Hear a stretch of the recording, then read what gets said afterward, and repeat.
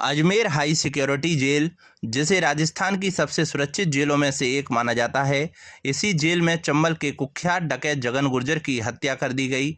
जिस दिन जगन गुर्जर जमानत पर जेल से बाहर आने वाला था, उसी दिन उसे मौत की नींद सुला दिया गया। जगन की हत्या का आरोप कैदी विष्णु जाट पर लगा है। पुलिस के अनुसार पूछताछ में विष्णु जाट ने हत्या करना स्वीकार किया है। जगन गुर्जर की जेल में हुई हत्या ने न सिर्फ जेल प्रशासन की सुरक्षा व्यवस्था पर सवाल खड़े किए हैं, बल्कि एक बार फिर उस डकैत की कहानी को चर्चा में ला दिया है, जिसका 3 राज्यों में 20 साल तक खौफ का रहा। चंबल में सक्रिय रहे डकैतों में जगन का नाम आखिर बड़े नामों में गिना जाता था। जगन खुद राजनीति में आना चाहता था, लेकिन आपराधिक छवि और लंबित मुकदमों के कारण ऐसा संभव नहीं हो सका। जगन की हत्या को लेकर उसके भाई पप्पू गुर्जर ने मीडिया से कहा कि उनके साथ गद्दारी हुई। सुना गद्दारी करिए, इसका गला दबा के नशे की गोली दी है। एक मिनट भी नहीं, जिस तरीके से विष्णु को अपराधी बनाया गया है, वो विष्णु को बनाया गया कि एक ही अपराधी। मैं मर्डर कर दूं, मैं बच्चा कर दे किसी का दुश्मन का, तो प्रशासन कुछ नहीं करे। अपनी जगह पर रहना, चुप शांत। 2 दिन में बदले लेके बता दूंगी और सब असली अधिकार के बता दूंगी। रोका प्रशासन। अब प्रशासन कहाँ गया? इतना बड़े आदमी की चूहा से बच्चा से लगा रहे हैं कि उसकी जान ले ली, बेइज्जती कर रहे हैं हमारी। तकिया से गला घोट दिया, शर्म करो न। चंबल नदी के किनारे 3,500 बच्चों ने लिया जन्म। नन्हे सावक नदी किनारे माता पिता के साथ कर रहे हैं अटखेलियाँ। मादा घड़ियाल की पीठ पर कर रहे सवारी। बच्चे इंसान के हों या जानवर के, दोनों ही खूबसूरत और मासूम होते हैं और अपनी माँ के प्यारे होते हैं। इंसानों की तरह ही जानवर भी अपने बच्चों की देखभाल और रक्षा करते हैं। ऐसा ही नज़ारा आपको इस समय राजस्थान के धौलपुर जिले से होकर गुजर रही चंबल नदी के घाटों पर देखने को मिल जाएगा, जहां घड़ियालों के नन्हे बच्चे माता पिता के सामने अटखेलियां करते हुए देखे जा सकते हैं। कभी बच्चे किनारे से पानी में जाते हुए दिख जाएंगे, तो कभी वहां बच्चों की देखभाल कर रहे मादा और नर घड़ियाल की पीठ और थूतन पर बैठकर नदी की सैर करते हुए नजर आ रहे हैं। साथ ही बच्चे अपनी मां के साथ नदी में अटखेलियां करते हुए नजर आ रहे हैं। कोई पानी में तैरना सीख रहा है। बच्चों के मनमोहक और खूबसूरत नज़ारों से चंबल नदी के घाट गुलजार बने हुए हैं। इन दुर्लभ दृश्यों ने वन्यजीव प्रेमियों का दिल जीत लिया है। चंबल नदी के घाटों पर मादा घड़ियाल सिर्फ अपने बच्चों की ही नहीं, बल्कि दूसरे घड़ियालों के बच्चों की भी देखभाल करती दिखाई दे रही हैं। कई घाटों पर मादा घड़ियाल कई बच्चों को पीठ पर बिठाकर नदी के किनारे से दूसरे किनारे तक ले जाती नजर आई हैं। मादा घड़ियाल अपनी पीठ पर बिठाकर नदी की तेज लहरों से बचाती हुई पानी में तैरने के गुर भी सिखा रही हैं। यह दृश्य मातृत्व और प्रकृति के अनोखे रिश्ते की शानदार मिसाल है।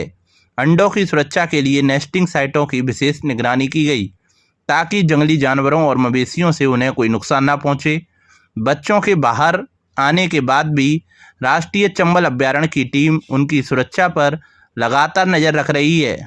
राष्ट्रीय चंबल घड़ियाल अभ्यारण्य धौलपुर में इस वर्ष में जो घड़ियाल हैं उनके संरक्षण के लिए फेंसिंग की गई है, जहां पर अंडवा पुरैनी, बसई डांग, कठूमरा, शंकर घाट आदि स्थानों पर फेंसिंग के माध्यम से उनके जो नेस्ट हैं उनको प्रोटेक्ट किया गया है, जो कि सियार, कुत्ते और बाकी जो वन्यजीव हैं उनसे प्रिडेट होते थे, उसे बचाने के लिए फेंसिंग की गई और वहाँ पर गार्ड की तैनाती गई, फॉरेस्ट गार्ड की और एक वॉलंटियर की, जो कि लगातार 24 घंटे उनकी निगरानी रखते हैं। और अब लगभग सभी जो घड़ियाल के बच्चे हैं वो अंडों से बाहर आ चुके हैं। उन तीनों स्थानों पर लगभग 120 नेस्ट हैं, उनको प्रोटेक्ट किया गया, जिसमें से लगभग 3,500 जो छोटे घड़ियाल के बच्चे हैं वो बाहर आ गए हैं। और वर्तमान में वो नदी किनारे जो झुंड रहता है बच्चों का उसमें हैं, जिसकी निगरानी फॉरेस्ट गार्ड और वॉलंटियर तो कर ही रहे हैं। साथ ही उनकी मादा घड़ियाल है और नर घड़ियाल हैं, दोनों मिलकर उसकी सुरक्षा कर रहे हैं, जिससे कि किसी भी प्रेडेटर से उन बच्चों को, छोटे बच्चे जो बाहर आए हैं उनको बचाए। जो नर घड़ियाल है या मादा घड़ियाल जो भी उनके पास आता है वो उसके ऊपर चढ़ जाते हैं। तो काफ़ी बड़ी संख्या में वो आपको घड़ियाल के ऊपर छोटे छोटे बच्चे दिखेंगे, जो कि बहुत ही एक मनमोहक दृश्य रहता है। नमस्ते धौलपुर, मैं हूँ doctor Mahima John Arun, vice chairman of Emmanuel mission senior secondary school Dholpur. Every child carries a future waiting to be shaped. Not only are we fully equipped for academic excellence, we cater to cultural, literary, art categories for your child's holistic development. While winning means the world to us, we don't compromise on our morals, values and standards. Admissions are now open. Admissions की प्रक्रिया अब शुरू हो चुकी है Emmanuel schools Dholpur में। आप अपने बच्चों को strong academic foundation, cultural, sports, literary excellence के एक्सपोजर को दे सकते हैं जिसके वो सचमुच हकदार हैं। आज ही अप्लाई करें और अपने बच्चों के फ्यूचर को हमारे साथ सिक्योर करें। धन्यवाद। मांगों को लेकर आंगनवाड़ी कार्यकर्ताओं ने किया धरना प्रदर्शन। धौलपुर जिले में आंगनवाड़ी कर्मचारी संघ के बैनर कार्यकर्ताओं और सहायिकाओं ने विभिन्न मांगों को लेकर जिला कलेक्ट्रेट परिसर में धरना प्रदर्शन किया, जिसमें जिले भर में आंगनवाड़ी कार्यकर्ता एवं सहायिकाओं ने बड़ी संख्या में भाग लिया। धरना प्रदर्शन के दौरान संघ की ओर से मुख्यमंत्री भजनलाल शर्मा, उप मुख्यमंत्री दिया कुमारी और समेकित बाल विकास सेवा निदेशक गांधीनगर जयपुर के नाम ज्ञापन भी सौंपा गया। संघ की जिला अध्यक्ष गायत्री श्रीवास्तव ने बताया कि वर्ष 2025 का पोषण ट्रैकर मानदेय 500 रुपये प्रति माह की दर से कुल 6000 रुपये अब तक नहीं मिला है। पोषण ट्रैकर संचालन के लिए मात्र 166 रुपये इंटरनेट भत्ता दिया जाता है, जबकि मासिक रिचार्ज का खर्च लगभग 350 रुपये आता है। इसलिए इंटरनेट रिचार्ज के लिए 350 रुपये प्रति माह दिए जाने की मांग की गई। संघ की कार्यकर्ताओं ने आरोप लगाया कि आंगनवाड़ी केंद्रों का भवन किराया पिछले 9 माह से लंबित है तथा समय पर भुगतान नहीं होने से कई स्थानों पर किराए के भवन संचालकों द्वारा केंद्र खाली करने का दबाव बनाया जा रहा है। इसके अलावा पल्स पोलियो सर्वे शिविर सहित अन्य गैर ICDS कार्यों में भी आंगनवाड़ी कार्यकर्ताओं और सहायिकाओं की ड्यूटी लगाई जाती है, लेकिन उसके अनुरूप मानदेय नहीं दिया जाता। पिछले 3 वर्षों से लंबित इंसेंटिव का भुगतान तक नहीं किया गया है। उन्होंने सेवानिवृत्त पर 3 लाख रुपये और 5000 रुपये प्रति माह देने की चुनावी घोषणा को लागू करने और प्रत्येक माह की 5 तारीख तक नियमित मानदेय देने तथा ग्रामीण क्षेत्रों में 1000 रुपये भवन किराया उपलब्ध कराने की भी मांग की है। साथ ही सैनिटरी नैपकिन योजना का कार्य अन्य विभागों से करवाने की मांग भी उठाई है।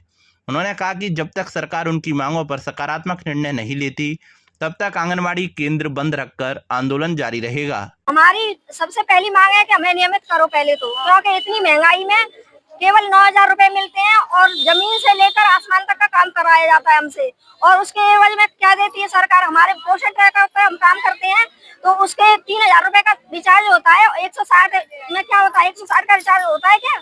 और जो जितने भी काम है हमसे ही कराए जाते हैं। और जो अभी जो पल्स पोलियो पिलाई गई है ना, उसके ही पैसे नहीं आए जो कि अर्जेंट आने चाहिए थे। और क्या एक मजदूर भी 500 रुपए लेता है एक दिन के, 75 रुपए में पूरा दिन 3 दिन हमसे काम कराया जाता है। और सैनिटरी नैपकिन है ना, उसका काम हम नहीं करेंगे, उसका इंसेंटिव भी नहीं आ रहा है हमारे, यानी कोई भी पैसा तो देती नहीं है सरकार। और वर्कलोड इतना है कि सारे भारत का काम आप ही करो और फ्रंट लाइन वर्कर हो आप। अरे फ्रंट लाइन वर्कर बनाते हो, उसके बाद जैसा काम तो पैसे तो दो हमें। पहले गद्दी पे तो ऊंची पे बैठा देते हो और लेने के लिए दुआ है सरकार पे हमारे लिए। तो हम कहते हैं कि बजट केवल हमारे लिए नहीं है कि सबके लिए नहीं है, हैं? बजट में सब कुछ काम की इनके इतने काम होते हैं, सब काम होता है सरकार का, केवल आंगनवाड़ी के लिए बजट नहीं है।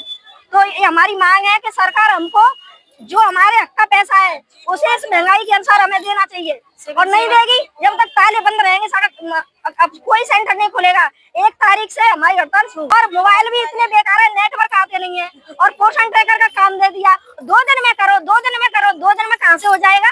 और एक और बात, हमारे जो शालापुर बच्चों की शिक्षा है ना, वो भी प्रभावित हुई है इस पोषण ट्रैकर से। जो हमें उन्हें शिक्षा देते पढ़ाते थे वो पूरा नहीं हो पा रहा है, क्योंकि ये पोषण ट्रैकर फेस कैप्चर इतना बढ़ा दिया है कि 1 महीने से पूरा महीना इस फेस कैप्चर में चला जाता है हमारा। नेटवर्क आते नहीं है, महिलाओं भी बेचारी 10-10 बार आके लौट जाती है सेंटर पे से। तो ये कहाँ का अभिभावकों के लिए बड़ी खबर, बड़ी खबर, बड़ी खबर। Admission open, admission open, admission open. प्रिय अभिभावकों, घंटाघर रोड धौलपुर में स्थित AVM कॉन्वेंट स्कूल लेकर आया है आपके बच्चों के उज्जवल भविष्य का सुनहरा अवसर, जहां प्ले ग्रुप से 12th तक साइंस, कॉमर्स, आर्ट्स सभी स्ट्रीम्स में नए सत्र 2026-27 के लिए प्रवेश प्रारंभ हो चुके हैं। हम क्यों हैं सबसे अलग? concept based learning system, experienced and dedicated teachers, smart classes with digital learning, modern science and computer labs. Abacus skill training तेज दिमाग और बेहतर गणित के लिए, regular tests and performance tracking, personality development and spoken English, sports, cultural and extra activities, safe and reliable transport facility. यहाँ बच्चों का overall development किया जाता है. Education plus discipline plus confidence plus skills. याद रखिए, आज का सही निर्णय आपके बच्चे का उज्जवल भविष्य तय करता है. तो देर किस बात की, आज ही अपने बच्चे का एडमिशन कराइए. AVM convent school, building bright futures for tomorrow. पूर्व प्रधान मुरारीलाल शर्मा की पुण्यतिथि पर किया रक्तदान. धौलपुर में स्वर्गीय मुरारीलाल शर्मा की 14वीं पुण्यतिथि के अवसर पर उनकी पावन स्मृति में हर वर्ष की भांति इस वर्ष भी रक्तदान किया गया. यह रक्तदान उनके प्रति श्रद्धा सुमन अर्पित करने के साथ साथ उनके सेवा संस्कार और मानवता के आदर्शों को आगे बढ़ाने का एक विनम्र प्रयास है. स्वर्गीय मुरारीलाल शर्मा का जीवन समाज सेवा, सद्भाव और जन कल्याण के मूल्यों से प्रेरित रहा है. प्रतिवर्ष उनकी पुण्यतिथि पर रक्तदान कर उन्हें श्रद्धांजलि अर्पित की जाती है. पूर्व सभापति रितेश शर्मा ने कहा कि रक्तदान केवल एक सामाजिक दायित्व नहीं बल्कि मानव जीवन के प्रति हमारी संवेदनशीलता और उत्तरदायित्व का प्रतीक है. प्रत्येक स्वस्थ व्यक्ति यदि समय समय पर स्वेच्छा से रक्तदान करे तो अनेक जरूरतमंदों को नया जीवन मिल सकता है. समाज के सभी जागरूक नागरिकों से भी आग्रह है कि वे रक्तदान जैसे महादान में बढ़ चढ़कर भाग लें और मानव सेवा के इस अभियान से जुड़ें. इस अवसर पर चंद्रशेखर शर्मा चंदू, संजय गोस्वामी, धीरज शर्मा, प्रशांत शर्मा सहित अन्य सहयोगी गण उपस्थित रहे. विवाद को लेकर मां, बेटे व देवरानी पर किया हमला. धौलपुर जिले के बाड़ी कोतवाली थाने पर पीड़िता रेशमा पत्नी भूरा कुरैशी ने रिपोर्ट दर्ज कराई है, जिसमें उसने बताया है कि पड़ोसियों से उनका पुराना विवाद चल रहा है और आरोपियों ने पूर्व में उनकी जगह भी घेर ली थी. इसी बात को लेकर कई बार झगड़ा हो चुका है. बीते दिन शाम को उनका बेटा फैजान बाजार से सामान लेने जा रहा था. इसी दौरान आरोपी पड़ोसियों ने उसे पकड़ लिया और मारपीट करने लगे. बेटे की आवाज़ सुनकर रेशमा उसे बचाने पहुंची और जैसे तैसे उसे घर लेकर आई. इसके बाद आरोपियों ने उनके घर में घुसकर हमला कर दिया. सरिये के बार से रेशमा के सिर में गंभीर चोट आई. जब उनकी देवरानी यास्मीन पत्नी असलम कुरैशी उन्हें बचाने आई तो आरोपियों ने उनके साथ भी लाठी डंडों से मारपीट की. घटना के बाद मां और बेटे को अस्पताल में उपचार के लिए भर्ती कराया गया है. पुलिस ने रेशमा की शिकायत पर मामला दर्ज कर लिया है और आगे की जांच कर रही है. कपड़े धो रही थी, लड़के आए थे चार में फरान, उसने दो लड़के ये तो उसने नट दिया, सलकी चला के सब्जी लेना गुजारे थे. छोटे छोटे बच्चे मारे बहुत बुरे. जब मैंने कहने गई तो छोरे की आंख में से खून निकल लिया था. तो मैंने गई तो उसकी माँ ने मुझे मारी थी. बाल पर बच्चे पड़ गए, सर ऊपर, फिर पथरा फेंका, फिर सर वो सरिया का लोहे का उसने ऐसा कर दिया तो सर मेरी तो जान ही निकल गई थी. अच्छा, मारपीट क्यों की थी? कोई वजह थी क्या? किसी की वजह नहीं, ऐसी लड़ाई होती रहती हमारे जलते हैं. पुरानी कोई बात हो उनसे? नहीं, हमारी जगह छीन ली थी. आज सब जगह वो जूते वाले सर. श्री राम कथा में रामराज्य अभिषेक व हनुमत चरित्र का किया वर्णन. धौलपुर जिले के भसैनवा क्षेत्र के प्रसिद्ध बिलैया खेड़ा हनुमान जी मंदिर पर आयोजित 7 दिवसीय श्री राम कथा महोत्सव का समापन गुरुवार को होगा. अंतिम दिन कथा व्यास चित्रकूट धाम के प्रसिद्ध संत राम स्वरूपाचार्य महाराज ने भगवान श्री राम के रामराज्य अभिषेक एवं हनुमत चरित्र का अत्यंत भावपूर्ण और प्रेरणादायी वर्णन किया. कथा के दौरान पूरा पांडाल श्रद्धालुओं से खचाखच भरा रहा तथा भगवान श्री राम और हनुमान जी के जय घोष से पूरा वातावरण भक्तिमय हो उठा. कथावाचक राम स्वरूपाचार्य महाराज ने कहा कि राम राज्य भारतीय संस्कृति के आदर्श शासन की सर्वोच्च मिसाल है, जहां धर्म, न्याय, सेवा, समानता और जन कल्याण सर्वोपरि रहे. भगवान श्री राम ने अपने जीवन और शासन से यह संदेश दिया कि सच्चा नेतृत्व वही है जो स्वयं से पहले समाज और प्रजा के हित को महत्व देता है. उन्होंने श्रद्धालुओं से अपने परिवार और समाज में सत्य, मर्यादा, सदाचार तथा सेवा की भावना को अपनाकर रामराज्य के आदर्शों को जीवन में उतारने का आह्वान किया. हनुमत चरित्र का वर्णन करते हुए उन्होंने कहा कि भगवान हनुमान शक्ति और पराक्रम के साथ साथ विनम्रता, समर्पण, गुरु भक्ति और निस्वार्थ सेवा के जीवंत प्रतीक हैं. उन्होंने कहा कि जीवन में चाहे कितनी भी बड़ी कठिनाइयां क्यों ना आए, यदि प्रभु पर अटूट विश्वास और सच्ची भक्ति हो तो हर संकट का समाधान संभव है. कथा के दौरान श्रद्धालु भजन कीर्तन में भाव विभोर होकर झूमते रहे.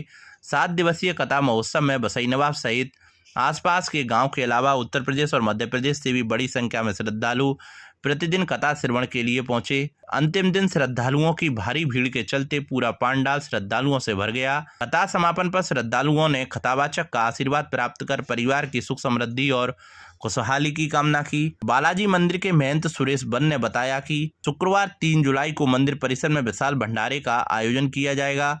इसके लिए धौलपुर जिले के चूल क्षेत्र सहित उत्तर प्रदेश की सीमा से सटे सभी गांव के श्रद्धालुओं को सपरिवार आमंत्रित किया गया है। कथा समापन के अवसर पर आयोजन समिति की ओर से कथावाचक राम स्वरूपाचार्य महाराज का फूल मालाओं एवं साफा पहनाकर भव्य स्वागत सम्मान किया गया।